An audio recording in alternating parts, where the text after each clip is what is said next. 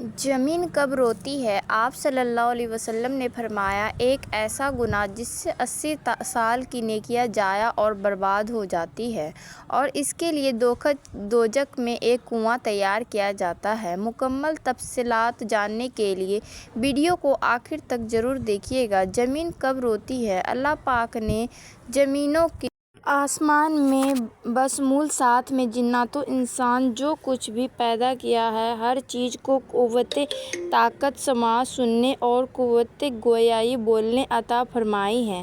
ہر چیز اپنی اپنی زبان میں اللہ کے ذکر میں مصروف ہے۔ ایسی تمام چیزیں جو اللہ پاک نے پیدا کی، جب ان کو کوئی چیز عطا کرتا ہے تو وہ اس پر شکر ادا کرتا ہے، ان کو کوئی تکلیف پہنچتی ہے تو اس کا اظہار بھی کرتی ہے۔ لیکن یہ اور بات ہے کہ اللہ نے ایسی آوازوں کو جنوں انسانوں سے پوشیدہ چھپا رکھا ہے۔ دھرتی یعنی زمین کو ہی لے لیجیے، زمین بولتی بھی ہے، سنتی بھی ہے، خوشی غمی محسوس بھی کرتی ہے اور اس کا اظہار بھی کرتی ہے۔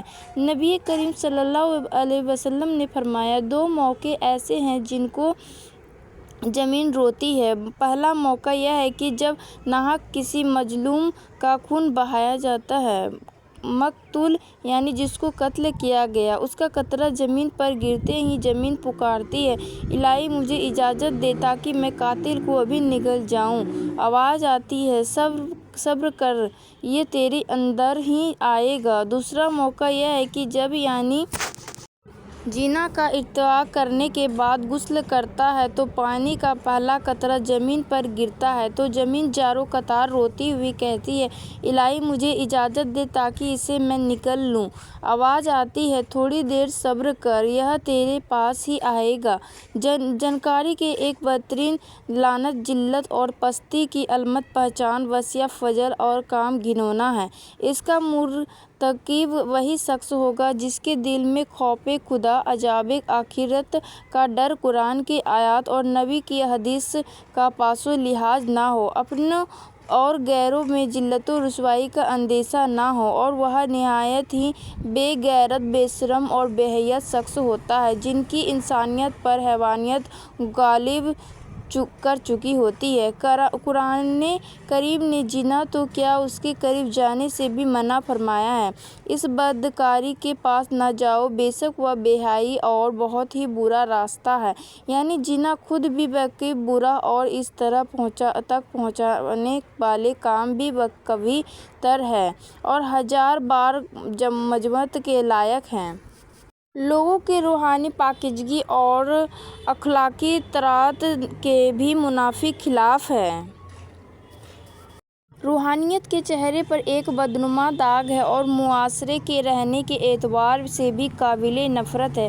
حضرت ابو ہریرہ سے روایت ہے کہ حضور اقدس صلی اللہ علیہ وسلم نے ارشاد فرمایا، جو عورت کسی قوم میں ناحق اس کو داخل کر دے جو اس قوم کا حصہ نہ ہو، یعنی زنا کیا اور اسے اولاد پیدا ہوئی، تو اسے اللہ عز و جل کی رحمت کا حصہ نہیں ملے گا اور اللہ تعالیٰ اسے جنت میں داخل نہیں فرمائے گا۔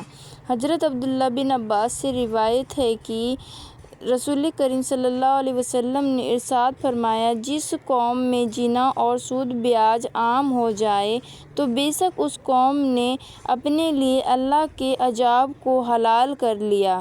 حضرت عمر بن عاص سے روایت ہے کہ نبی کریم صلی اللہ علیہ وسلم نے ارشاد فرمایا، جس قوم میں زنا عام ہوگا وہ قحط تنگی میں گرفتار ہوگا، اور جس قوم میں رشوت کا چلن ہوگا وہ رعب خوف میں گرفتار ہوگی۔ حضرت بریدہ سے روایت ہے کہ رسول اکرم نے ارشاد فرمایا، ساتوں آسمان اور ساتوں زمینوں بوڑھے زانی پر لعنت کرتی ہیں اور زانیوں کی شرمگاہ کی بدبو جہنم والے لوگوں کو تکلیف دے گی۔ نبی کریم صلی اللہ علیہ وسلم نے ارشاد فرمایا، زنا سے 6 باتیں ظاہر ہو جاتی ہیں، 3 دنیا میں اور 3 آخرت میں۔ دنیا میں زانی کا چہرہ سیاہ کالا ہو جائے گا، اس کے رزق میں تنگی آ جائے گی اور عمر سے برکت نکل جائے گی۔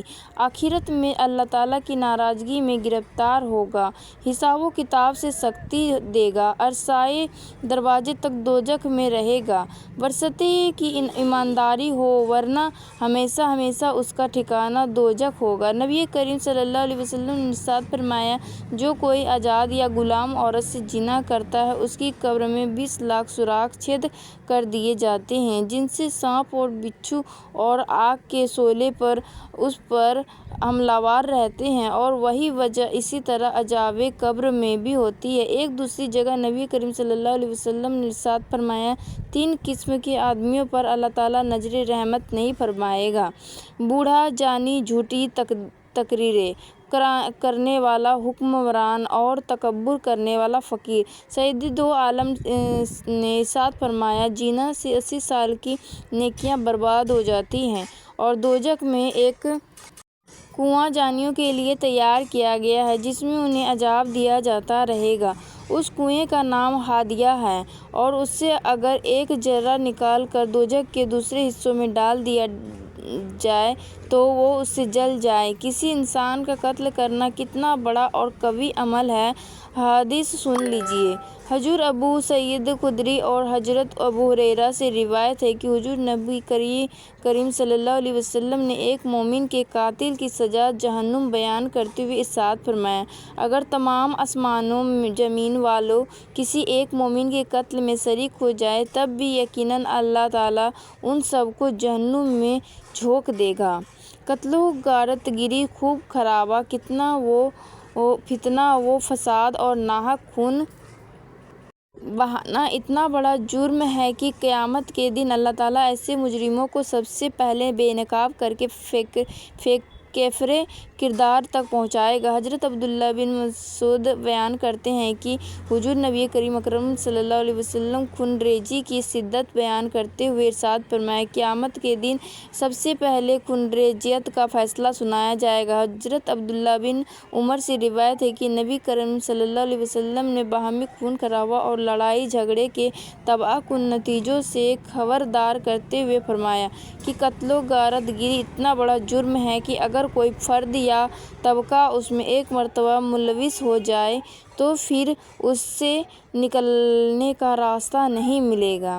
حضرت انس سے روایت ہے کہ تاجدار رسالت صلی اللہ علیہ وسلم نے ارشاد فرمایا، بڑے کبیرہ گناہوں میں سے ایک کسی جان کو ناحق قتل کرنا ہے۔ کسی مسلمان کو ناحق قتل کرنے والا قیامت کے دن بڑے خسارے کا شکار ہوگا۔ حضرت ابو بکر صدیق سے روایت ہے کہ نبی کریم صلی اللہ علیہ وسلم نے ارشاد فرمایا، اگر زمین و آسمان والے کسی مسلمان کے قتل پر جمع ہو جائیں تو اللہ تعالیٰ سب کو اوندے منہ جہنم میں ڈال دے گا۔ اللہ پاک ہم سب کو اعمال صالحہ کرنے کی توفیق عطا فرمائے، آمین۔